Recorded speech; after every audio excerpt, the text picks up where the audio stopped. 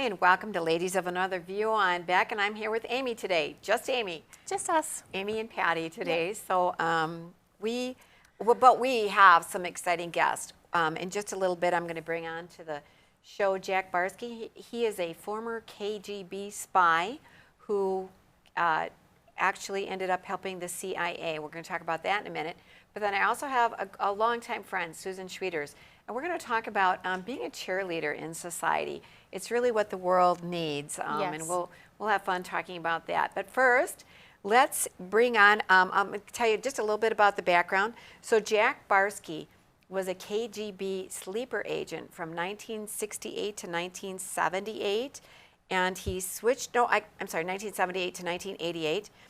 He was exposed after the Cold War, and he switched allegiances to the United States and helped us with counterintelligence. He's also written his autobiography called Deep Undercover, My Secret Life and Tangled Allegiances as a KGB Spy in America. Welcome to the show, Jack Barsky. Just add one thing. For people who don't like to read, there's also a audio documentary out there. This is a 12-part podcast. It's called The Agent. You can get to it on all major streaming audio platforms. What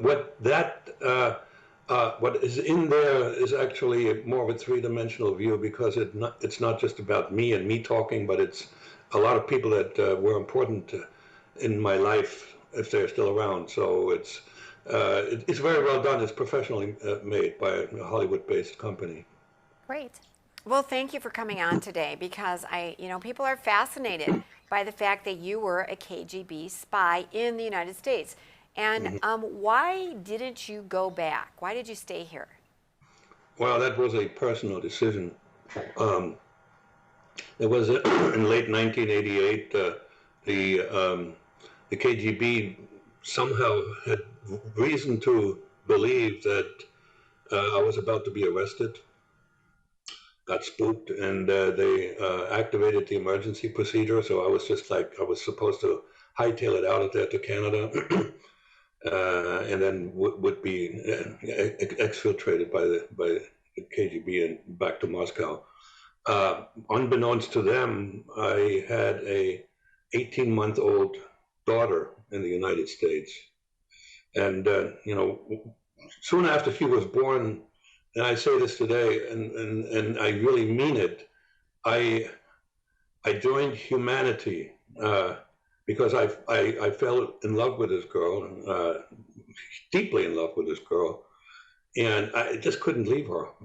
And so I took the risk that the FBI actually would arrest me. I took the risk that the KGB wouldn't be very nice to me after I tell them that I'm not going back. To just stay with the child. It worked out, and so I'm still here. That's wonderful. I love that your daughter is the one that brought you to humanity. I think a lot of us maybe feel that way when our children are born. It opens up something else in us that we didn't know was previously there. I love that. Thank you for sharing that with us. I'm just going to dive right into the current affairs. I think you have a really unique and introspective point of view on what's going on currently. In regards to Russia and Ukraine, do you feel, in your experience as a KGB officer and knowing kind of the inner workings, do you feel that Putin expected so much resistance from the Ukrainian people? He should have. I knew that would happen. I know about the history of Ukraine and Russia, the relationships. I know that lots of Ukrainians have a deep-seated hatred for everything Russian, which goes back to the early 30s, when Comrade Stalin was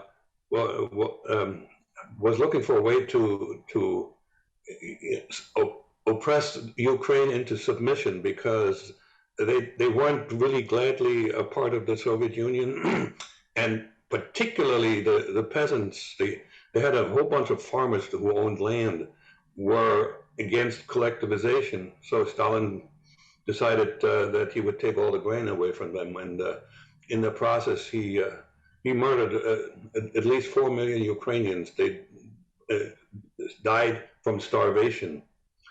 And there was a horrible scenery where you had dead people lying in the street and nobody could actually move them and bury them because the people that were still living didn't have enough strength. So that kind of hatred sticks and it becomes part of your national DNA. And for Putin not to know that, that was wishful thinking. And I can guarantee you that his intelligence services knew this for sure, because in a situation like that where there's a lot of people who are bilingual, Ukrainian and Russian, so there were and there still are quite a few undercover agents, Russian agents in Ukraine. Putin, either they didn't tell him because they were afraid to tell him the truth, I mean the intelligence services, or he just ignored him. Yeah, that's interesting because some people have said, oh, he's a madman, and they've painted him as crazy. And I've read other reports like, no, he's not crazy. He has a goal, he's aggressive. But you're saying he may not have had good information before going into Ukraine.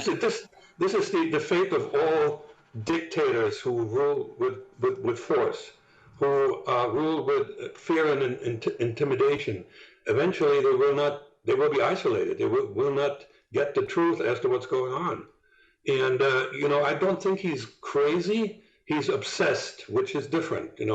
He's not a madman, but he's obsessed with this mission that he thinks he has to, reestablish greater Russia as a world power and, join the pantheon of strong rulers, Russian rulers like Peter the Great and Lenin, and that's his mission in life.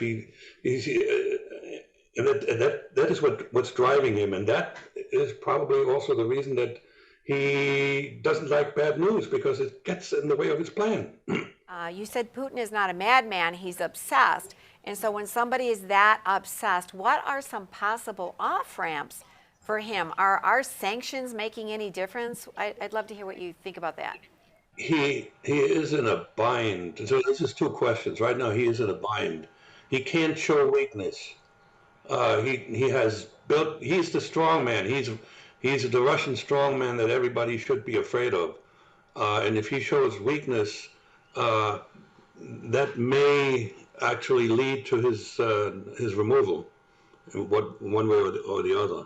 So, but right now he's also not in a position to go forward, because as this became apparent that right now his army of conscripts is sort of messed up, and he's regrouping. So the off ramp that is possible will require him to still take over more territory, like the east and the south, and then maybe a negotiated settlement by declaring victory. See, May 9th is the biggest holiday in Russia.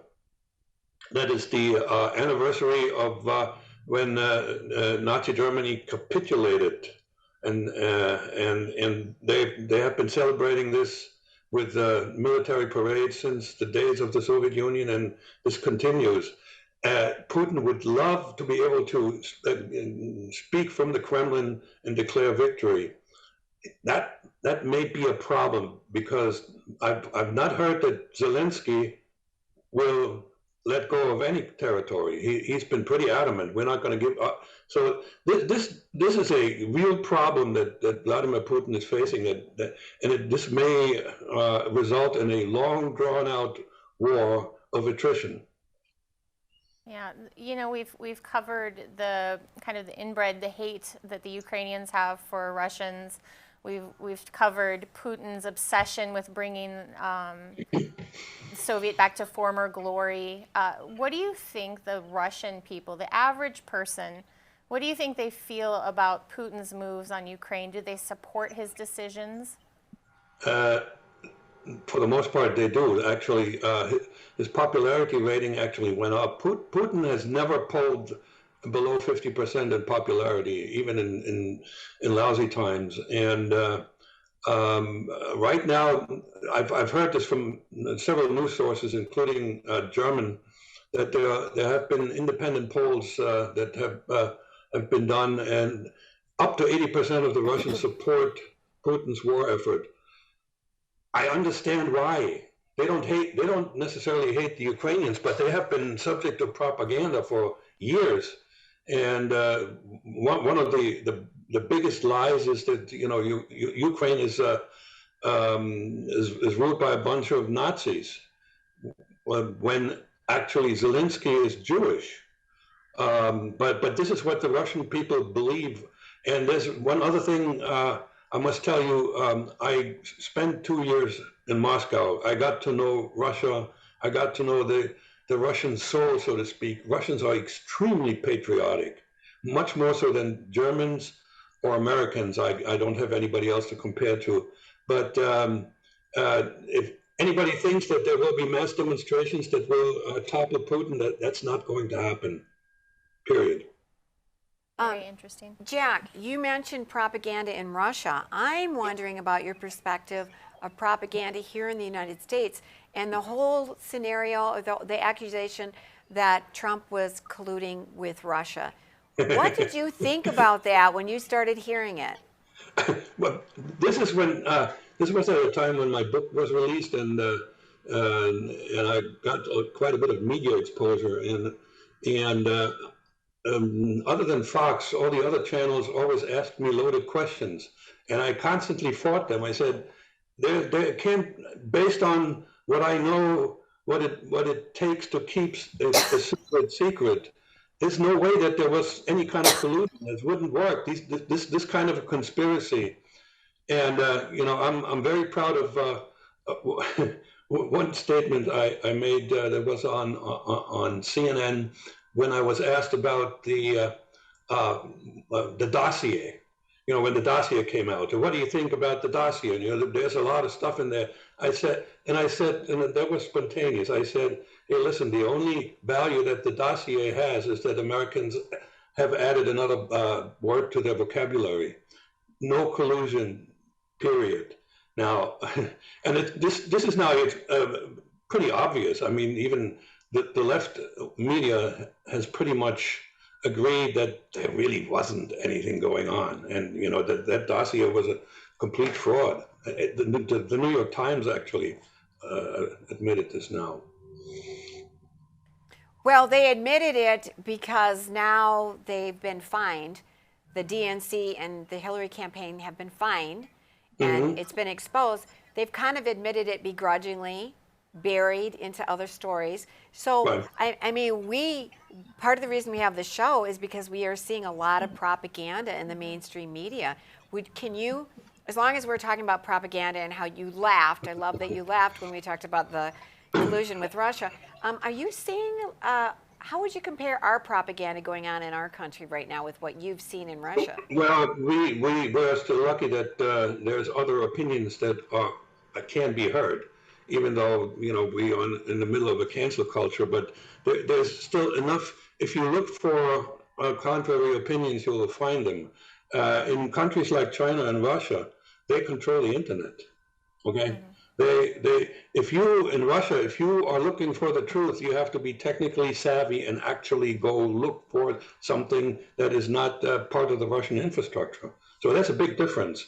We can still find the truth, even though it's getting more and more difficult, and it becomes because of the massive amount of information that we're being fed. It becomes more and more difficult to as a single individual to figure out what's right and what's wrong. We don't have the bandwidth to investigate every piece of news that we're getting, but there's a bit of an instinct that needs to play a role, something that that doesn't sound right. For instance, this thing about the science dictating that children needed to run around with a mask.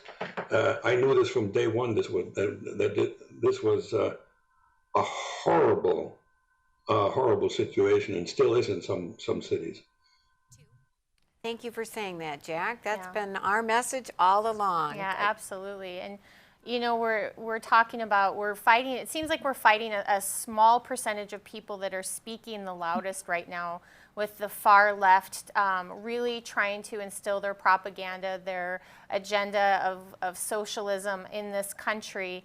The conservative people, the people that are on our another view, what can we do to strengthen ourselves to fight against this percentage of people? Well, be courageous. Don't be intimidated. Speak the truth as you know it, because there's clearly the intimidation works, and there's a lot of people who are actually, it's understandable to some degree. For instance, if you are, let's say, if you are in a college these days and you're a professor and you want to speak the truth, you might lose your job.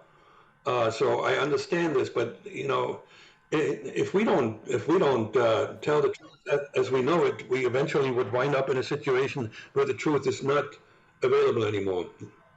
Thank you. No truer words have ever been spoken. Absolutely. Thank you so much for joining us, Jack. And I want to tell our audience, if you want to hear the rest of the story, it's fascinating.